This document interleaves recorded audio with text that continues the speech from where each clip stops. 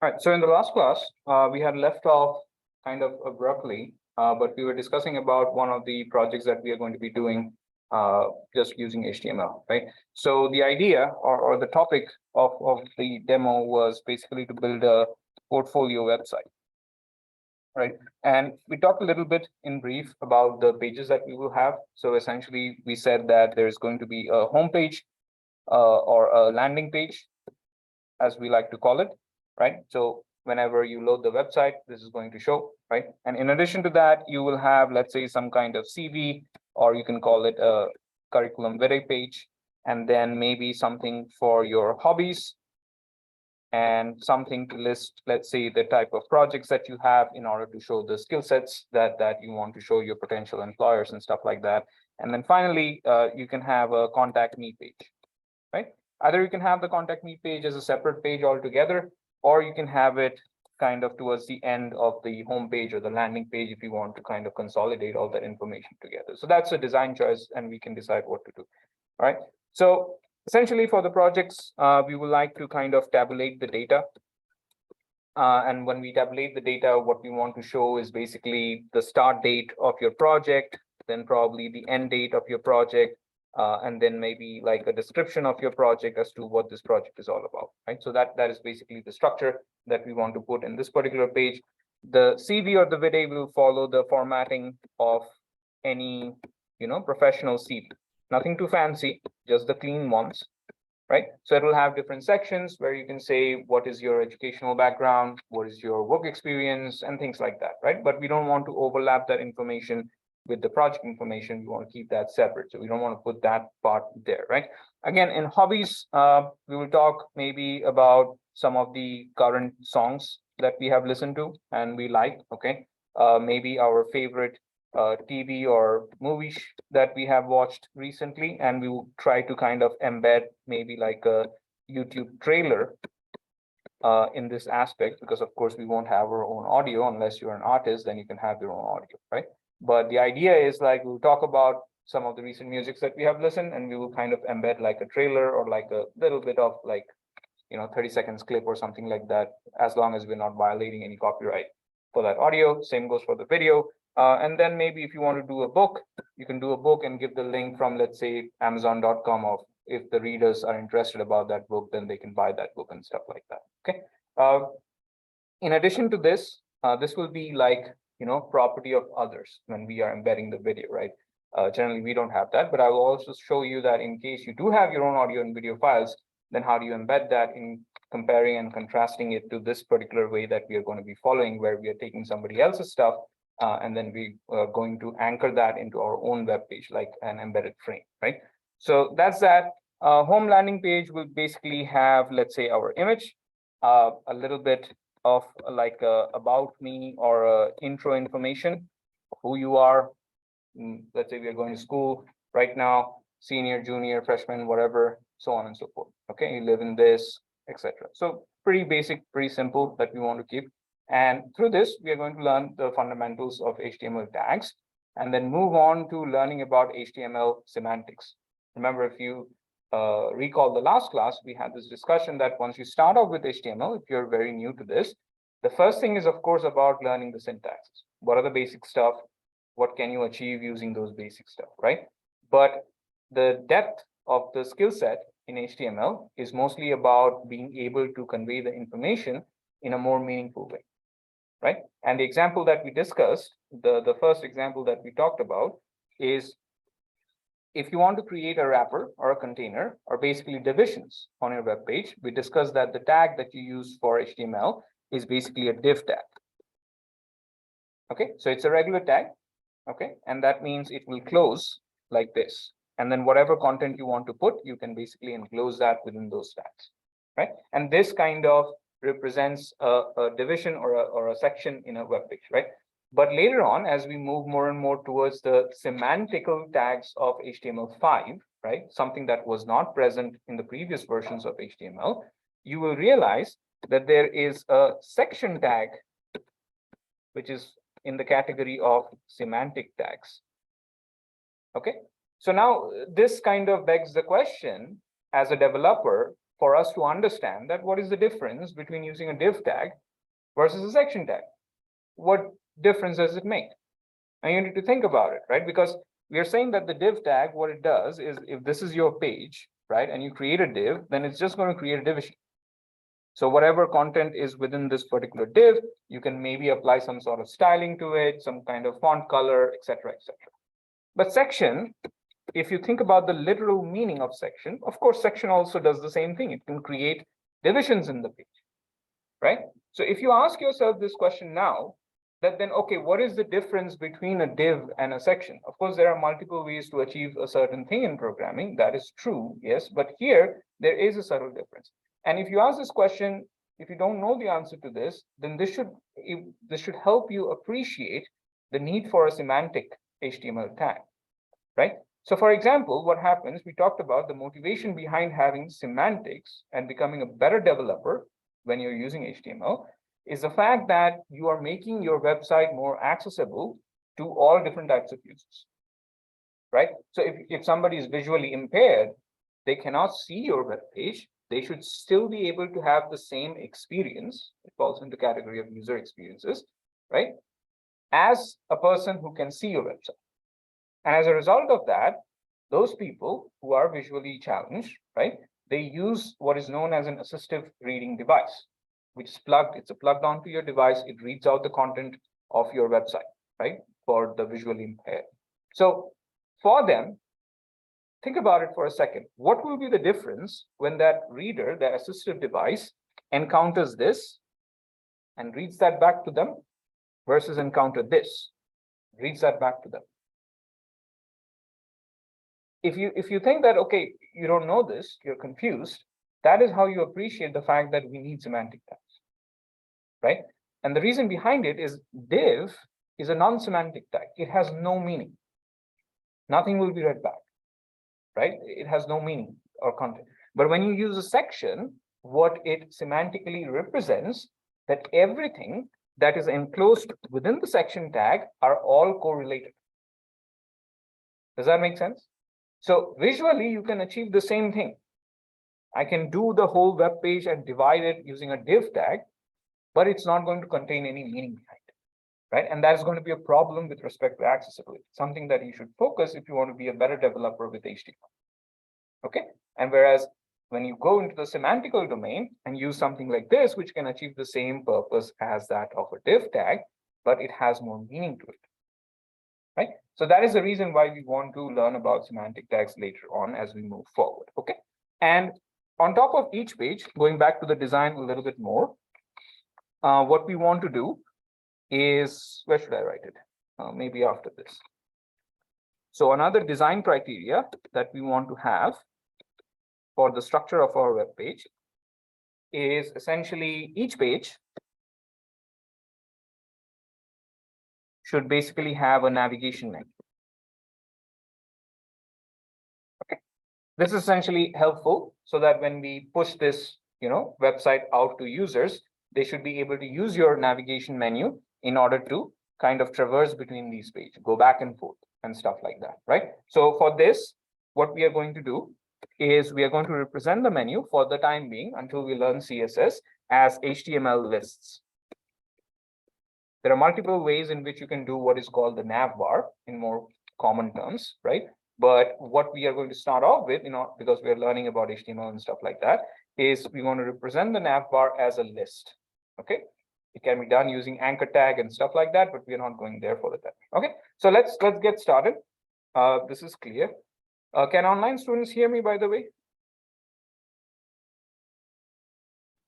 Yes. Okay.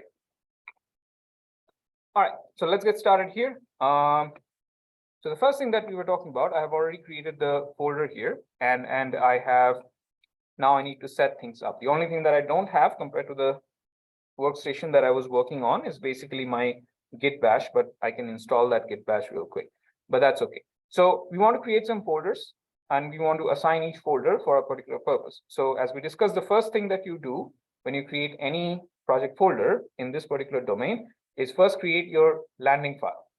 Okay, and typically we want to name that landing file as index.html, all right, or anything index. So that means if I create a landing file for my JavaScript, it's going to be index.js. Okay. Same doesn't apply to CSS because CSS is basically linked with an HTML file. So you don't have a landing file per se for your style sheets. Okay. But you can have a landing page through your index.js, you can have a landing page through index.html. Okay. If you have taken any course where you are working with, let's say, PHP and stuff like that, then for server, it is index.php, right? If you work with something like Node.js for your backend, sometimes people name it as server.js. If you work with a mobile environment, like an app development, then it's app.js at times. Okay. So these are just naming terminologies, but there are only few to select from. And once you select something, it becomes your style and you continue using that, right? So the style will develop. But for now, you can start off with index.html. So anything index is basically going to be your first landing page. That is what the server will serve when your website is loaded, right? So I'm going to create that file here using this. So I will just say index.html. Okay. So index.html is done. Let's just check if all our extensions are working good. All right. So not to worry about it. So the next thing is I want to create some folders that will hold all of my different files, anything other than my index file. So the first thing that I want to do is basically I want to say pages, which will hold the rest of my pages. So here you can see that other than the landing file, we have a CV page, hobbies page, project page, and contact me page. We can keep it separate for the time being because that will allow us to kind of actually learn about HTML form elements, which is pretty important. Okay. So all our pages will be here. So let us just create the pages real quick since we have already created this. So in pages, I'm going to create one and I'm going to call it, let's say, resume.html. All right. What else? Projects.html. What else is there? Hobbies.html. And then finally, contact me, right? So contact me.html.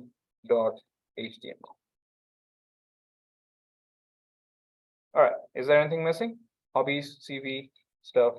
Okay. 1, 2, 3, 4. All right. All good. So pages is done. That's all we need to create here. The next thing that I want to create is basically media. Okay. So you can call it media, you can call it images, whatever you want to call it. The reason why I want to call it media is because inside of media, I will put 3 more subdirectories, and one will be for images, one for audio, one for video, if I want to create it that way, right?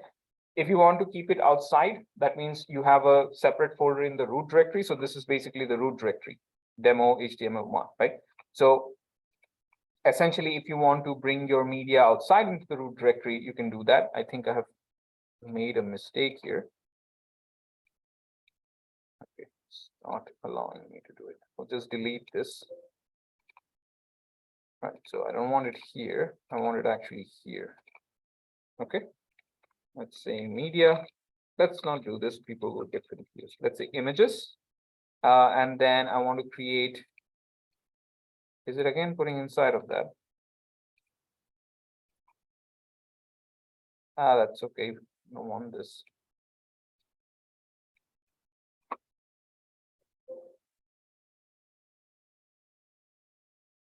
Demo1.html, PPIR, media.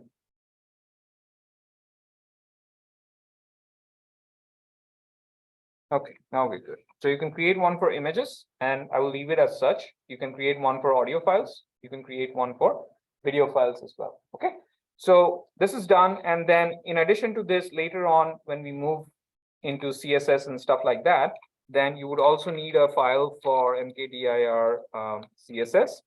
And then you will need a file for mkdir for the JavaScript folder, and you call it JS.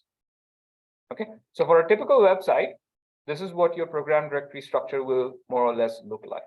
So you will have an index file in the root folder, then everything to store the rest of your HTML pages, then a folder to store all your scripts, JavaScript, that you will be bringing into the picture, a folder for all your multimedia files that can be further broken down into images, audio, and video, if you have it. If you don't have audio video files, which in this particular case we won't, then we are just creating images. Okay.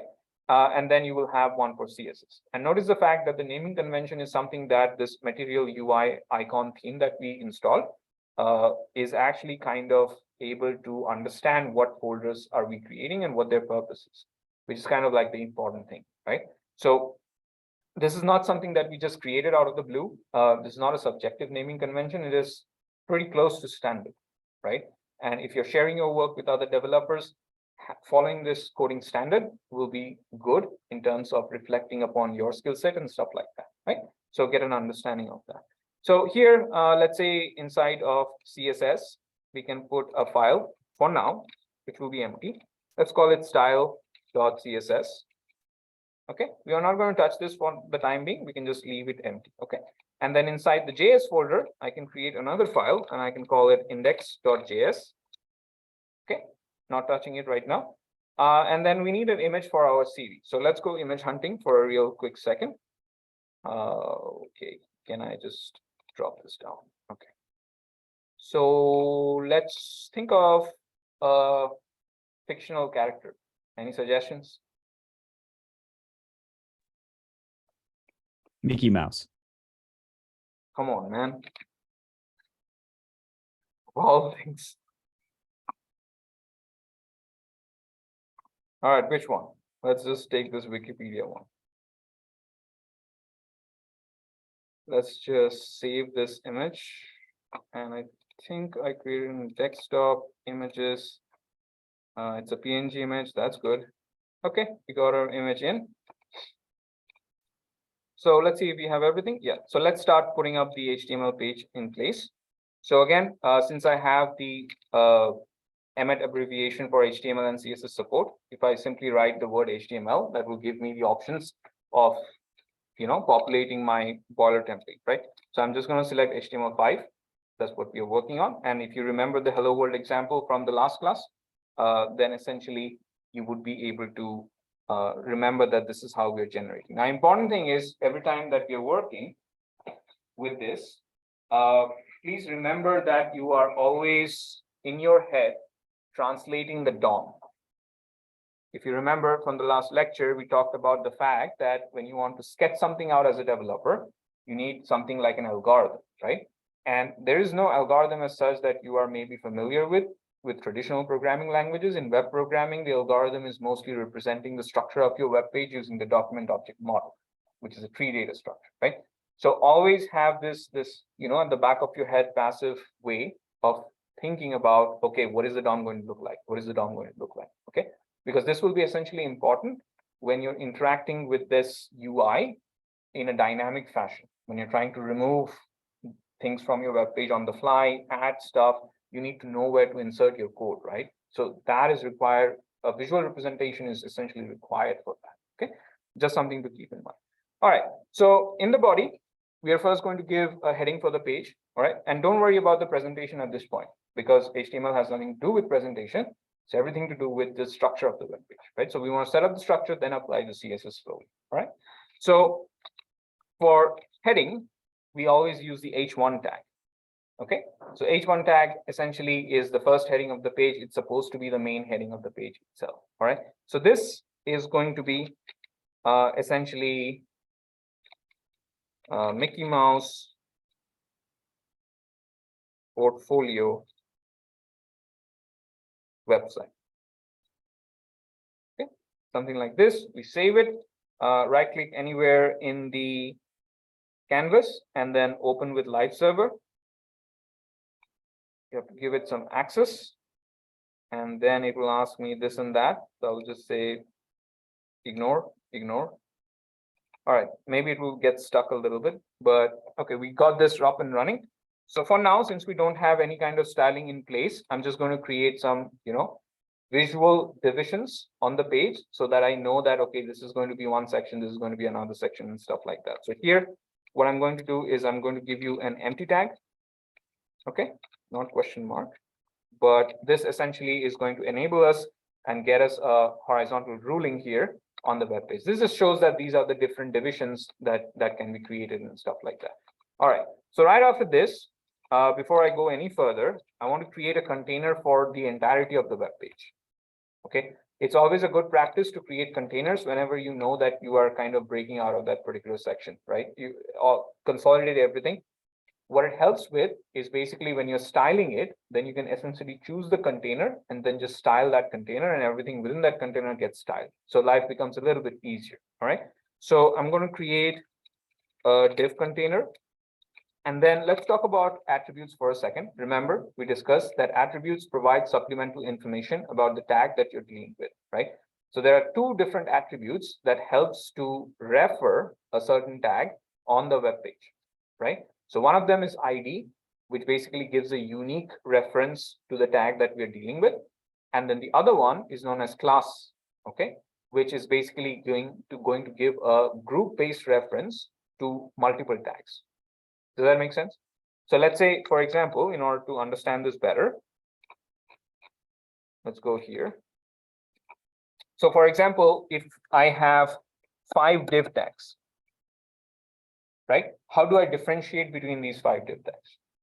So what I can do here is basically, if when I create the first div, I can do ID equals to 1 or div 1. And then I can do div ID equals to 2, and I can continue to do the same for this 5. So the ID gives me a unique reference to any tag which are the same name, or even different name than you can realize, of course. But if it's same, then the question comes, how do you identify it, right? But let's say now I want to apply a background color of, let's say, black for all of these 5 divs at the same time. So instead of selecting these divs using their ID one by one and writing that code 5 times, what I can do is there is another attribute. So remember, you can give multiple attributes to a single tag. You're not restricted by one. So what I can do is there is another attribute called class, and I can say this is a div for all the information that has to do with introduction, right? So I can give the same class name to all of them. So now when I'm applying CSS styling, right, I can refer to all these 5 divs just by referring to the class name intro, right? So then when you link the CSS file to the HTML file, what will happen then is it will go into that page, look for all the class name that is intro that is associated to those HTML elements, and wherever it is true, it will apply whatever styling rule that you have specified. If you want to, let's say, color this particular font with black, okay, or some more color, right? So you want that div only, but there's 5 more divs, right? So then instead of the class name, you use the ID. So that uniquely identifies the element that you want, and you want to do something with it, right? So these are the 2 attributes, which are basically reference-based attributes that allows you to recall or refer to another element or an element on the HTML page, right? So that is basically the attributes of ID and class. So here, I will just give an ID, and I will say this is the container. I will say app underscore or dash app container. I like dash better, right? So as far as naming conventions are concerned, JavaScript uses camel casing. So that means the first letter is small and every other word starts with a capital letter, right? Here in HTML CSS, you have options. So you can do a single word, you can use camel casing, you can use hyphen, you can use underscore. The rule is whatever you use, stick with it. Don't change in your naming conventions. All right. So here I'm just going to use the hyphen naming convention. So this is there. I close this, move this down, and what I want to do is I want to move everything inside my container. So for now, I'm just going to stick with this. All right. Should have just moved that code, but whatever. All right. So once this is done, let's talk about something. Whenever you create, let's say, a Microsoft Word file, and remember, this discussion is a mixture of basic HTML as well as semantic HTML as well, right? I will kind of draw your attention to the fact that whenever you be using a semantic-based HTML tag versus a regular one. So for now, the ones that we have used is basically regular HTML tags, the divs, the h1, the horizontal ruling, and stuff like that, okay? But now, think of a resume that you create, or any kind of Microsoft Word document that you create, right? And if I ask you, what are the 3 main content of any kind of Word document that you write? What will your answer be?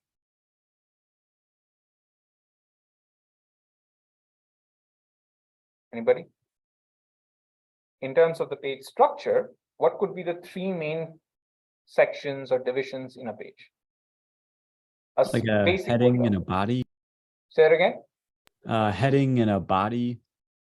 Heading, but somebody said heading, body, and one more footer, right? So that means I can divide this web page into a header.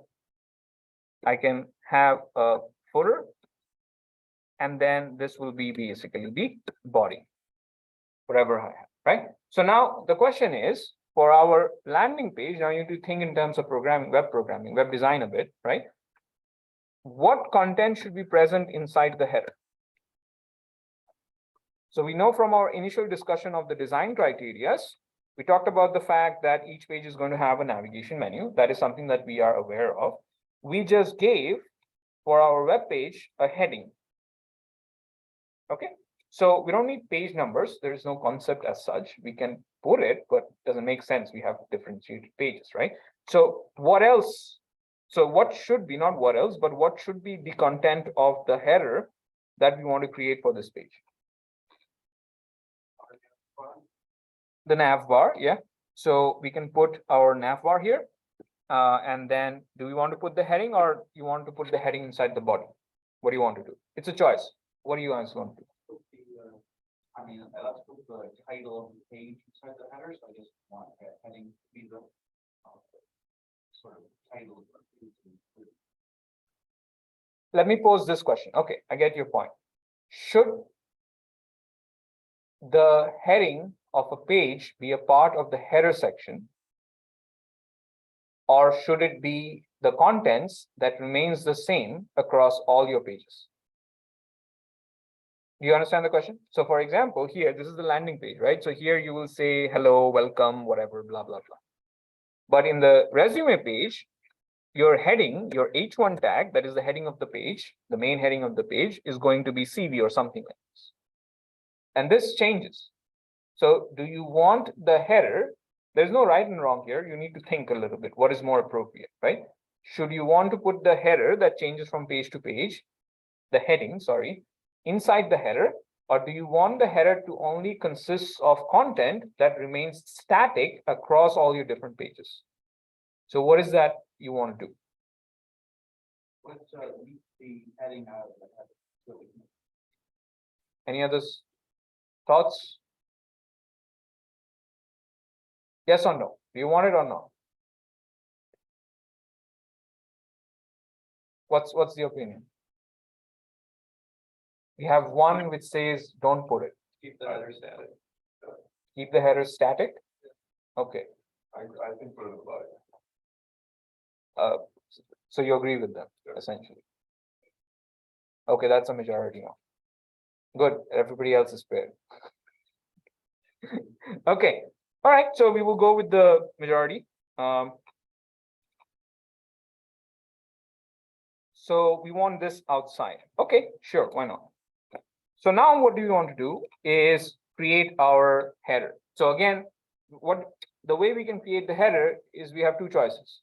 The non-meaningful way, which is I can create a div and I can put my navigation bar in there, right? So when that reader device is going to read out the tags, it's not going to understand the purpose, the meaning behind that particular content. So instead of doing a div tag or a wrapper again to put our nav bar there and stuff like that, we are going to use a semantical HTML tag that is known as, well, header, right? So that means I can create this header. Okay, and then we can probably give it an ID and give it, let's say, website dash header. Okay, something that is intuitive. This is the best. And if there is going to be a header, we know that at the very bottom there is also going to be a footer. Make sense? So that means we will again use another, where's the home feature? Yeah. So we will use another semantical HTML tag to represent the footer of our page, and that is known as footer. Okay, and we will give it an ID of page, not page, but website dash footer. All right, so now you may have this question, maybe, that okay, if there is a header tag to represent the header, if there is a footer tag to represent the footer, but you have already used the body tag and it has a different meaning altogether. So you cannot use that here. So what should be the meaningful tag that should be used for the body? No. Section creates division in the page. All content within the section are related to each other, right? But it does not represent the, yeah, go. Yeah. It's just like me. So the basically the semantical HTML tag that represents the main content of your page, all right, is basically called, well, main. Okay, so that means here after my heading, well, not after my heading, because I want the heading to be a part of the main content. Should heading be a part of the main body? Yeah. Okay. So I'm just going to say main. All right. And now I need to bring my this person here upstairs. Okay. So if you use the Alt for Visual Studio Code, if you're not familiar with it, if you use the Alt up key and down key, you can basically move your code piece around after selecting it. You don't have to cut, copy, paste, right? So it's easier. All right. So now main, and then here I'm going to call it an ID, and I'm going to say website body. All right. So even if you do not refer to any of the HTML tags, it's always a good practice to give it an ID and maybe a class name if you realize that they can be grouped together. Multiple tags can be grouped together. Do we only have like one header, one main, one footer? Yes. What, I guess, what's the point of giving them an ID if there's only one of them? Just for practice. Okay. We just maintain that practice. That's what I'm saying, that you just maintain that practice. So if you realize that there are groups of tags together, then you can maintain the practice of giving a class. Okay, you don't want to leave it empty, the referencing part of it, even if you don't use it. Okay. Because the alternative option is going to be that you use the tag name itself in order to refer to it, which will work if there is one. But if you don't have that practice of not giving the ID and stuff like that, and by any chance, if you do the same thing for other multiple occurring elements, then that can, due to muscle memory, cause a mistake. Okay, so we just maintain that. Okay, so the header is there, and let's see. So let's put some documentation here. Okay, so let's put a comment and let's just type in what we have done for now. Header of the page contains navbar as a HTML list. Just write down what I'm trying to do. This is going to be the main body of the page. Main body of the page. Okay. And then what should footer contain? Footer of page contains copyright information, something like this. All right. So let's just put some copyright information. All right. So whenever you want to write a text, you can just simply type it. However, if you want to put it inside a paragraph, then the HTML tag for that is essentially a p tag. Okay, that represents a paragraph. All right. So I should tell you something here right now is that in HTML, remember we discussed that there is a category which I just randomly created, that there is a normal tag which has an opening, closing, self-closing, and then an empty, right?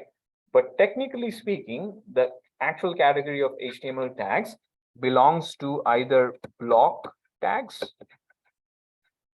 or inline tags.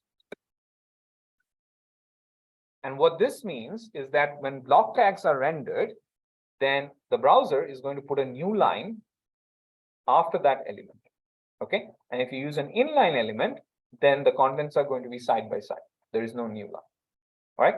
So that means all of these elements that we are using, you see this one, right? Let's say if I put some kind of text here, and I will just say test, something like this, right? So if you write it this way, all right, you see that test is coming in a new line after the heading. All right, I in the code have not put any kind of new line command around this h1 and test, right? And the reason behind why this rendering is happening the way it is happening is because h1 falls into the category of block tag. And it is the property of a block tag that whenever it is used and it is rendered on the web page on the browser, then the browser is by default going to give a new line after that. So whatever content starts after that is going to start in a new line. However, there are tags such as the anchor tag that is used for hyperreferencing, as well as the image tag and stuff like that, which are known as inline tag. That means that whenever they will be rendered on the web page, the next content will not be in a new line unless we forcibly put it, or that is a block tag itself. So just remember these two categories as well, in addition to the previous one. All right. So, okay. Okay. So this is done. What do we need to give right after portfolio website? Anything else? Yeah. So let's say in the main content. Where's my main? Oh, that is the main. Okay. So let's say I put a text content here.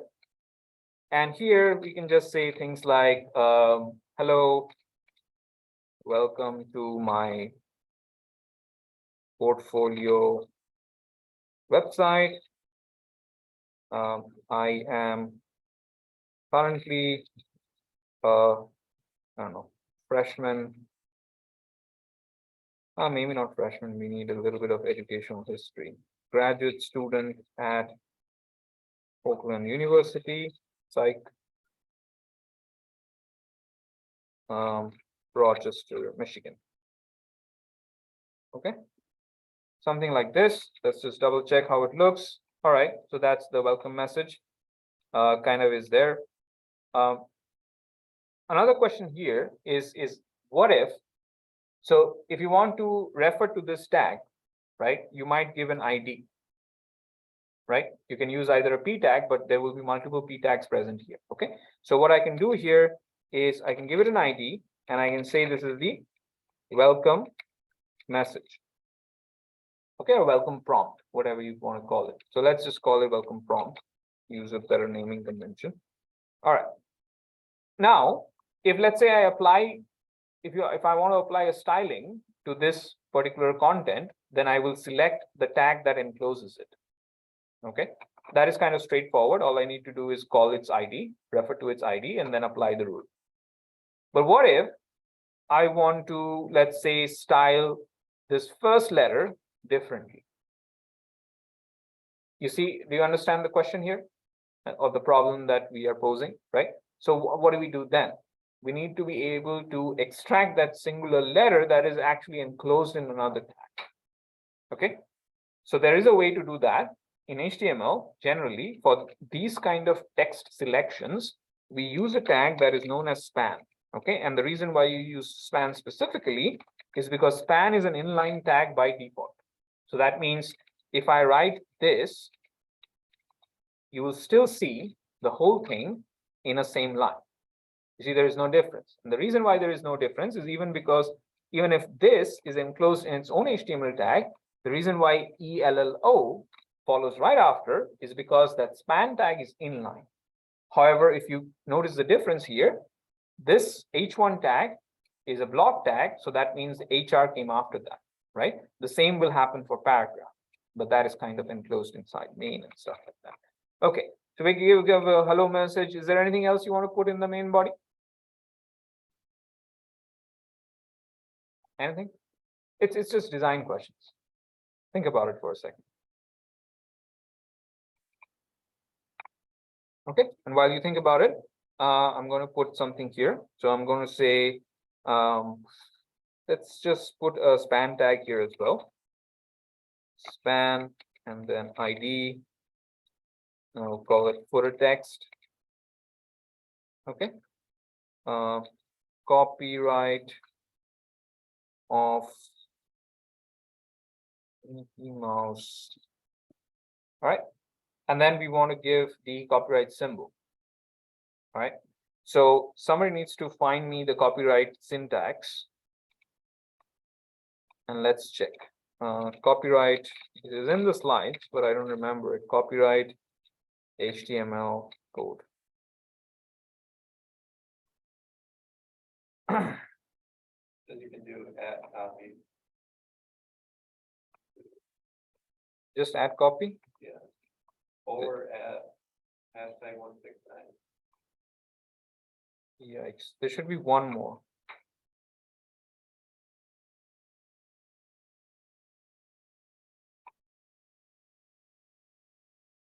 Am I on Bing? Okay, sorry. Doing this on recording. HTML copyright symbol. They should also be in my this one. Okay. All right. So what we're going to get at is there are certain special symbols in HTML as well. So for example, if you want to do greater than sign or less than sign, you cannot use it as such.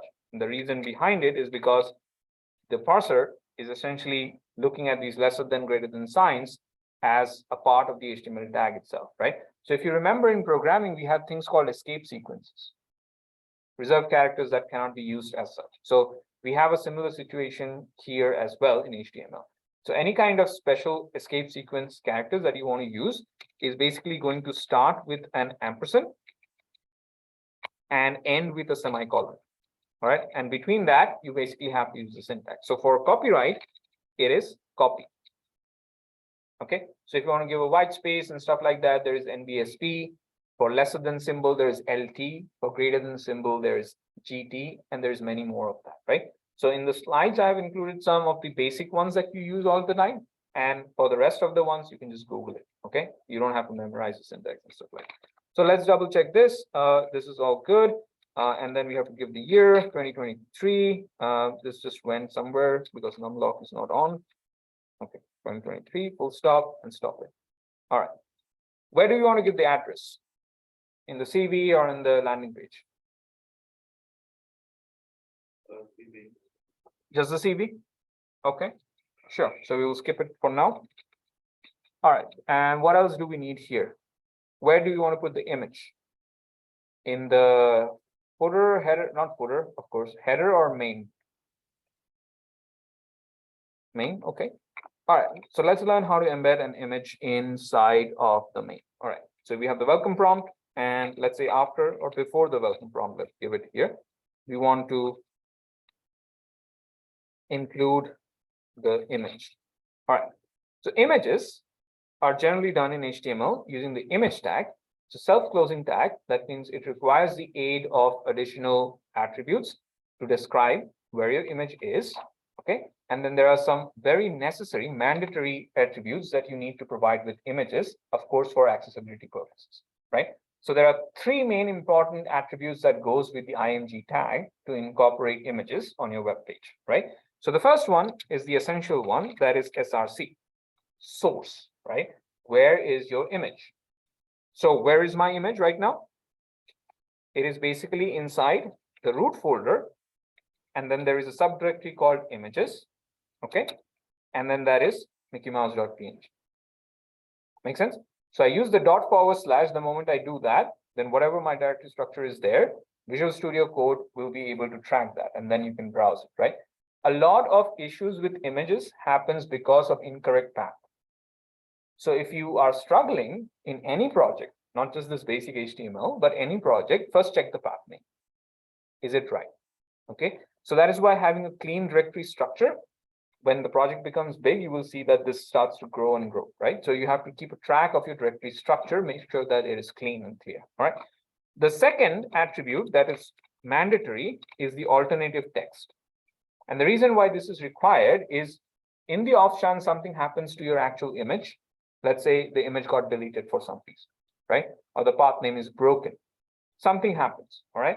Then there should be an alternative text on the screen to represent the fact that there was an image here. It should not be just blank altogether. All right. So that is what this alt text is going to do. So this is required. This is not an option.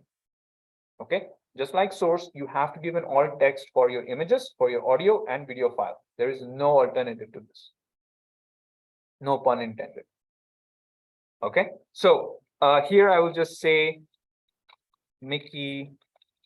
And by the way, the alt text should be something intuitive, because you are basically using that text to represent or inform your users about the absence of something, right? So if it does not make sense, then people won't understand. You cannot just say Mickey Mouse. What does that even mean? It's a name, yes, but right. So you can just say Mickey Mouse's portfolio image, right? Something more meaning. And then what happens when you hover over a certain image? You see the name, right? You see another text that is coming right across the browser. All right. So that is done by using this attribute, although this is optional, okay, called title. So what will happen is that when somebody hovers their mouse over that image, it will give a prompt that will go away when you take the mouse away. So we will just see here. So here I can see Mickey Mouse 2020. Okay, something like this. All right. So I haven't closed my tag, so that's why Prettier is giving me an error, and this should resolve the issue. All right, so this is how you insert images. So now you can change the source to an HTTPS link if you want to do it. If you want to do the, oh, not if you want to, you must do the alternative text. It is necessary. And the title is optional. You can do it, you cannot do it. It's not going to have that big of an effect, but keep this in mind. All right, so this is how you do it. All right, and here we go. If this is broken, please check your path. Everybody got it here in class? All right, you can put any image that you want. And now you see that whenever I kind of hover my image here, my mouse over this, it shows me the title of the image. This is what the title attribute is helping us to achieve. If you can see on the screen, just pointing to my screen, that prompt that has come there, that is because of the title. Okay, and in any situation, let's say if I mess this up, let's say I incorrectly give my directory, you see now the image is gone.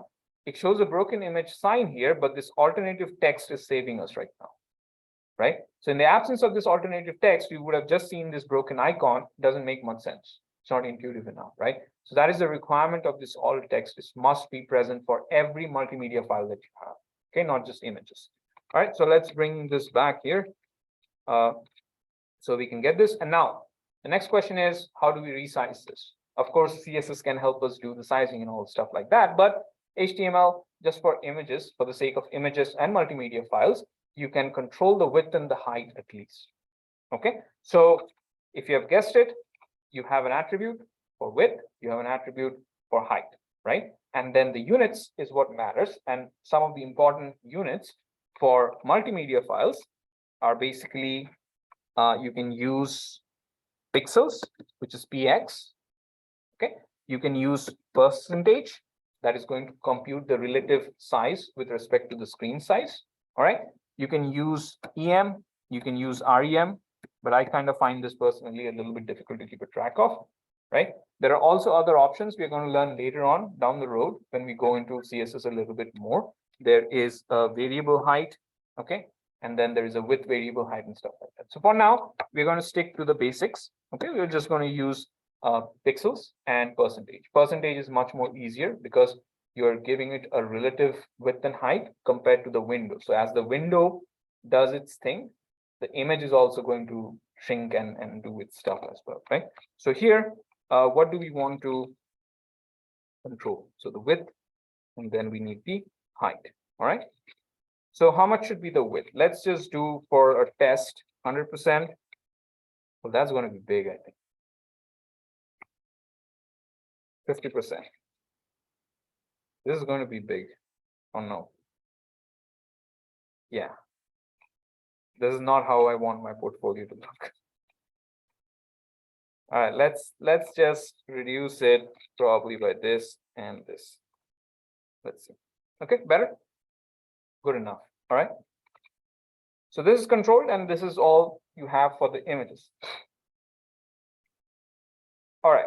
So this is done. This is done. Anything else that you want to give here?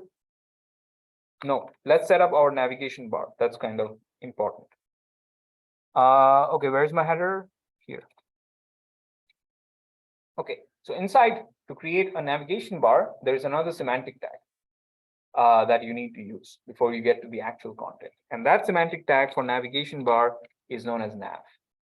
Okay, so this is another semantic tag that you have learned today that is used to contain the information about navigation, and that semantic tag is called nav. So I'm going to say nav, and I'm going to give it an ID, and I'm going to call it the navigation menu. Okay, crystal clear. And now we're going to represent the menu as a list. Okay, so now when we're working with HTML lists, there are two types of HTML lists that you can use. So the first one is basically the ordered list, and the second one is basically the unordered list. Okay, ordered list, the HTML tag for that is OL. Okay, and then unordered list, the HTML tag is basically UL. For every item in the list, the tag is going to be LI, which basically stands for list item. Okay, so now with these three, you can build up your list as such. So let's say you want to create a list like this: 1, apple, 2, orange, 3, I don't know, melon. Okay, so if I want to translate this to HTML code, I need to use an ordered list because it has a numbering, right? It has an order. So I'm going to say OL, and then inside of that, I'm going to say LI apple, and then close LI. Do the same thing for the other two, and then close my ordered list. If you want to transform this into an unordered list, that is, instead of the numbering, you only have, let's say, this dash or these dots that you generally see, then you can simply change this OL to UL. Okay, so we're going to be using an unordered list for ourselves, and let's get on with it. So what I'm going to do is OL. Can I just do this? No, I cannot. Okay, and within this OL, how many pages do we have? Well, we have the home page, that's 1, CV, and then 4 more, right? So a total of 5 items that we need. So I'm just going to say LI, okay, and I'm going to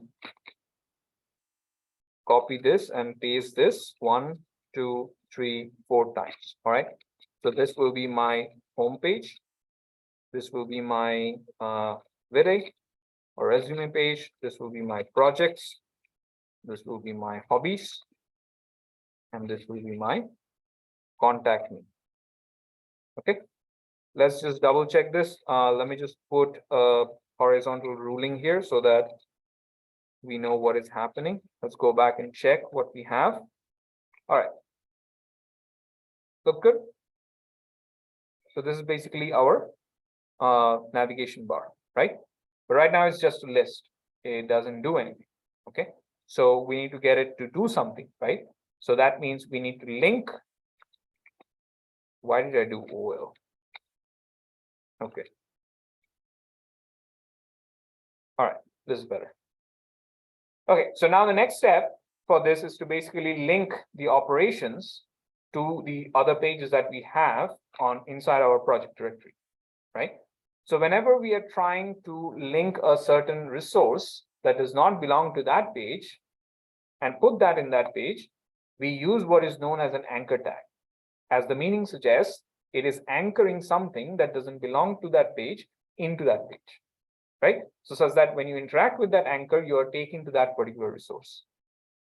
Okay, so to give you an example, not an example, let's just get on with it. So essentially, anchor. So as everybody understand what the purpose of an anchor tag is? Okay, all right. So anchor tag is represented by this A tag. Okay, and it has a closing tag as well. Within the A tag, there is an attribute called href, which acts similar to what the src attribute did for the image. Okay, what are you anchoring? All right, so what I'm going to do here is for each of these, I need to wrap this within an anchor tag. So the anchor tag can actually act on this list. So I'm going to show you one, and the rest will be easier to understand. So I created an anchor tag. The anchor tag needs a hyperreference. Okay, so where is my home page? If you look at the project directory, can you tell me the path real quick? It's inside root folder and then index.html. That's for your home page, right? but this directory will change for the other pages. Keep that in mind. Let's say, what about this? Oh no, sorry. So once you create that anchor tag, you need to then bring this list item and wrap it within that anchor tag. Make sense? So basically we are adding that hyperreference to the list item. So now if we go back and check our website, you see it has a very similar behavior to how links are, which basically indicates that if I click this, I'm going to be on the same page, right? So let's do another page so we can see some sort of transition just to make sure that this is actually working. So I'm going to do the same thing. Okay, I'm going to take my anchor tag. All right, and then I'm going to copy this and then paste this how many times? 1, 2, 3, 3 times, right? Is that correct? All right, and then I'm going to move this guy here. So this will go here, and then I will take this,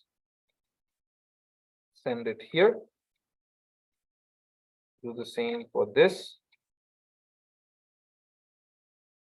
and then do the same for this one as well.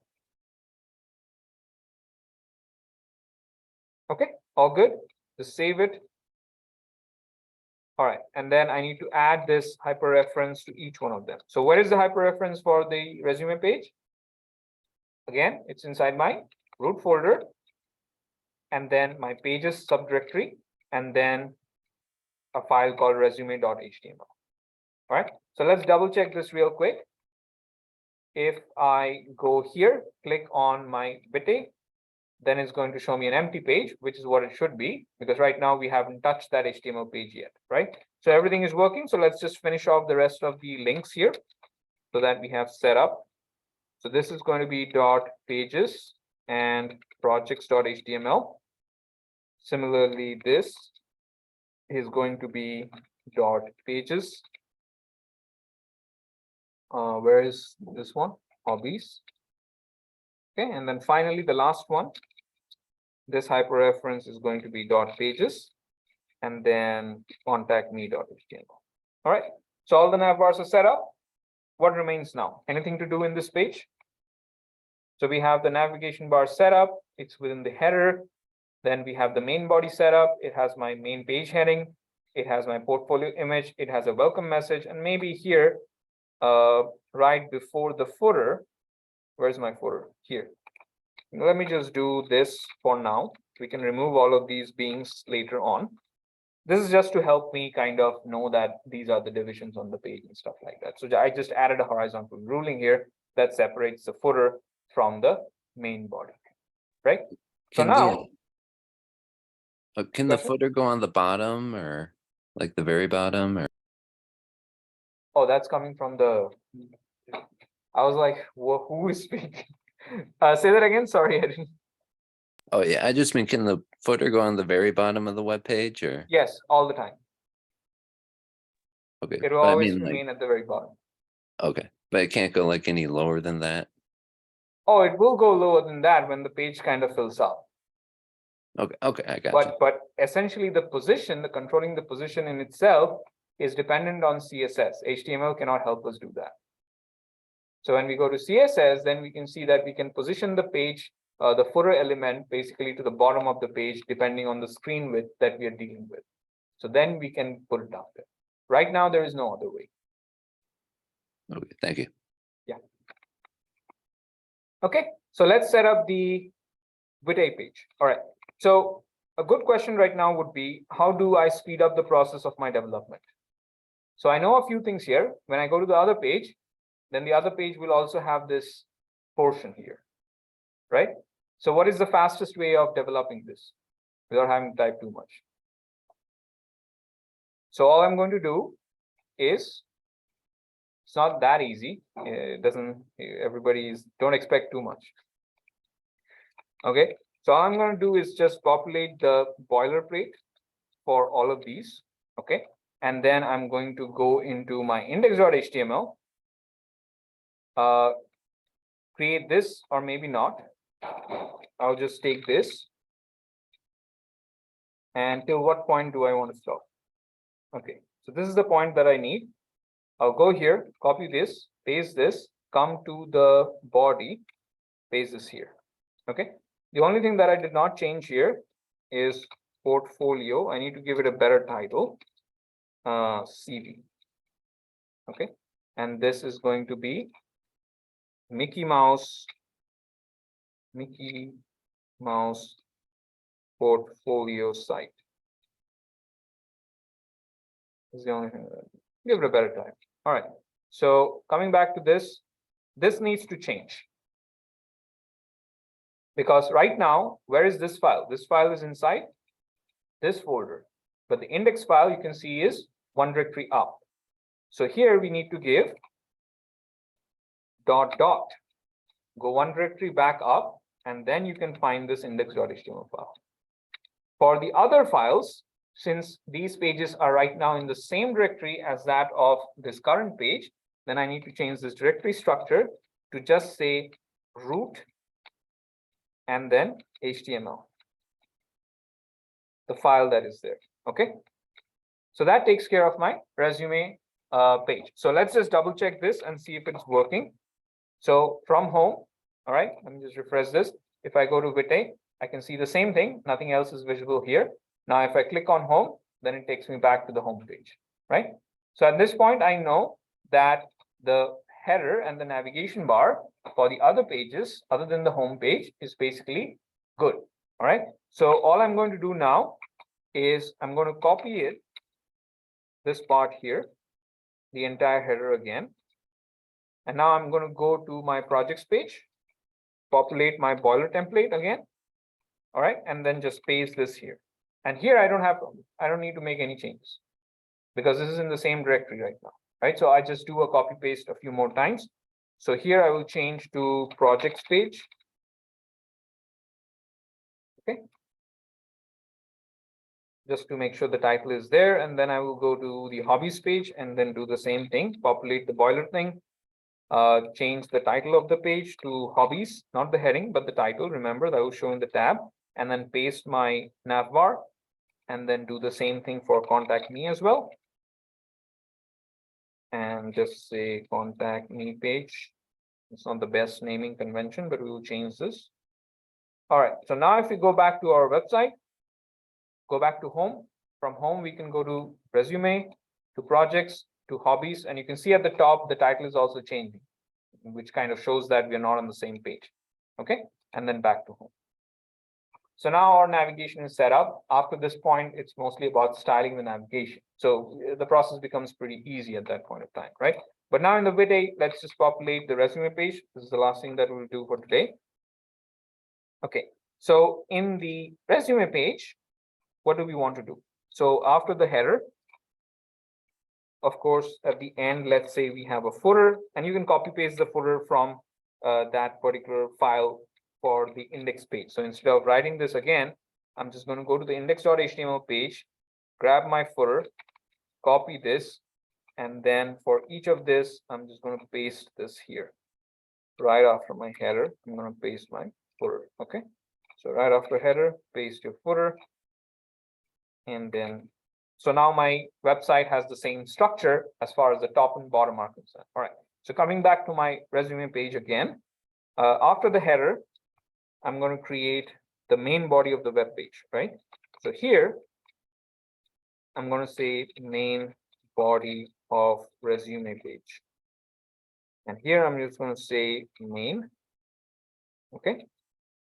And within main, I need to create, let's do simple stuff. Let's do 3 sections. 3 or 2 sections. Okay. So let's create one section.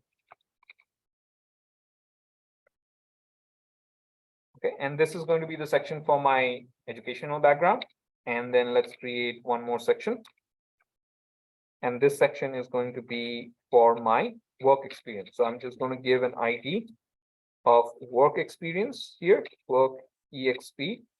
And then here, I'm just going to give an ID of education experience, EXP. Okay, and this is basically going to be the main body. let's just leave it for the time being. All right. So now within these sections, we need to give the educational experience. So how do we want to do that? Do you want to put that as a list or just regular text? Whatever you want to go. List, okay. Ordered or unordered? Okay. So real quick, if you're just going to use lists, just ul this, li this, and then let's just put 2 for now. All right, so let's say a BS in CS, graduated 1998, something like this. You can fill this up later on. MS in CS, and then 2000. Okay, and then maybe if you want to put one more, you can put one more. Let's say PhD in CS 2006, not 2026, but okay, something like this.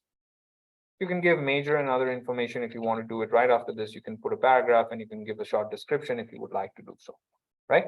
That's up to you. That's just content, right? You decide what you want to put there. In work experience, we need to follow the same suit. Let's just make sure that everything is showing up here. Yeah, showing up real good. We did miss something. We actually missed a lot of things.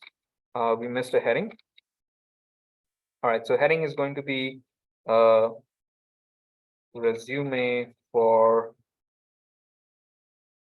Mickey Mouse, right? We missed a heading, and let's put a subheading here. So I'm going to use the second hierarchy of my heading. It's going to be H2, and I'm going to say, what is this? Education, right? Education experience. Okay. All right, that's good. We can give the horizontal ruling here to separate it, but that's okay. I think you need to also give the university name. Let's just say OU, just to complete it a little bit more. OU, okay. And then similarly, we need something for this person here as well. So I will copy this part and I will use this, reutilize this here. So instead of education, I'm going to say this to be work experience. And then here I will just say ABC Solutions, Rochester, okay. And we can just say from, I don't know, 1998 to 1999, and then as a software developer. Okay, and then you can probably put some more information here. You can just say PQR Inc. Detroit. Okay, 2000 to 02, and you worked as a web developer. And then here you can say XYZ Corporation. Here you can say database engineer in Lansing, and then database engineer in Lansing. Oh, this should have been at the end.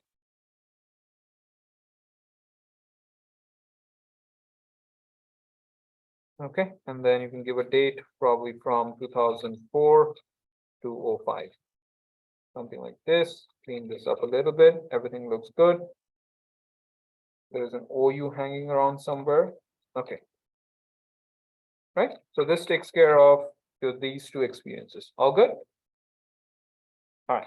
So next thing that we want to do we want to do next thing or do we want to stop here? Keep going. Okay. Let's do hobbies. All right, before we move on to this, there's another tag that I want to talk about in here. Okay, so remember, in addition to main, there are two more semantical tags that are pretty useful. And depending on the situation, it is not applicable here, but from case to case, you need to remember that these tags are present. So there is a main tag, and we talked about the fact that the main tag is going to be the main content of the page, right? Whatever the main content is. But in addition to main, there is also a tag called article. Okay. And then there is also another tag called assigned.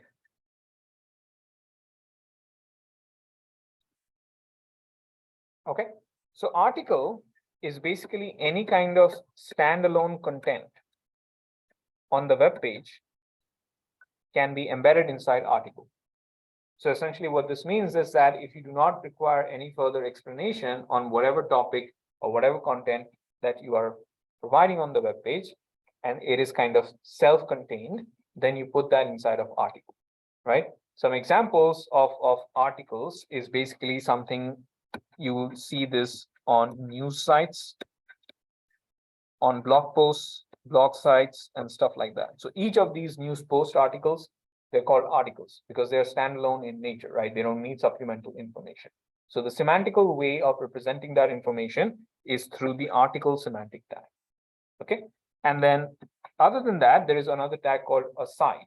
So if you're giving any info not related to the main content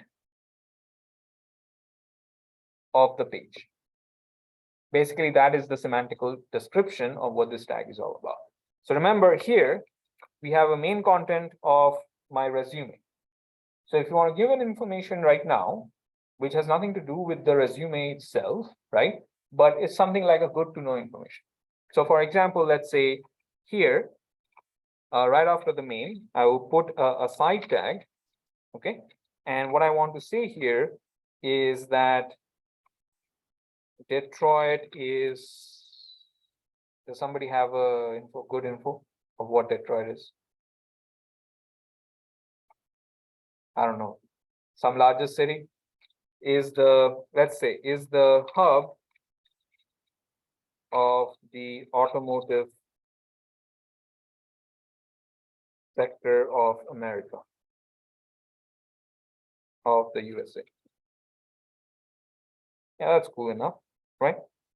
So you see, this is just like a quirky information that has to do with where you did your education from, right? So Oakland University, you can give some information about OU if you want to do that, right? And if you want to give that information that has no correlation to the main content of your page, but is basically something that you want to put in the web page, semantically, you need to put inside the aside tag. Similarly, if you have self-contained articles, and that is specifically with respect to news sites, blog sites, and stuff like that, right? Self-contained information, and they are different from each other. So what you can do is you can create a section and then put all of those articles within that section because they may be correlated but mutually exclusive, right? So you need to remember the usage of these semantic tags. Okay, so let's recap what we have learned today first, okay, before we move any forward. We learned about the setup, of course, and then the design of a page. Okay, design of basic HTML page, website. So this is yet not called a web app because there is no interactivity present here, right? This is basically a static container that is conveying information back to your user. So whenever you're in that situation, you're developing a website. Okay, whenever there is interactivity involved and eventually a backend comes into the play, it becomes a web app. Okay, or you can call it a web system at that point of time. All right. So other than that, we learned about some of the basic HTML tags. Okay, we saw how to create div. We talked about the p tag. We talked about span. We talked about the image tag. We talked about the anchor tag. We talked about unordered list and ordered list and how to list items. Okay, and then we talked about some of the semantic tags that we learned here. Semantic tags, which are more meaningful than the ones before, is essentially the footer tag. Let's start with that. Essentially the header tag. We also learned about H1 here. And then we talked about the main tag, the aside tag, the article tag, the nav tag, and that's it. right? So we covered all of this. And then in attributes, HTML attributes, we talked about ID and classes for referencing different HTML elements. So there is no classes, the syntax is just class. Okay. Then we talked about in embedding an image, the attributes that are very mandatory is essentially src and the alt text, the alternative text. That is when the image is broken, that is what will be shown. Optionally, you can also give title as an attribute to the image element, because when you put the title and you hover your mouse over, that is going to tell you what it is all about, right? We learned about the href tag, which attribute, which is used with the anchor tag, and that basically tells you where the link of the anchor that you're trying to embed to your page is. All right. So for practice, when you go back today, all right, what you should do is the structure of these web pages that we have created, starting from the index file and the resume, these two we have finished right now. Translate this into a DOM, draw it up, right, as is. Okay, so look at the second lecture slides, which looks a little bit beige in color. That has the description of DOM, right? Again, and then translation of DOM to a web page implementation and vice versa.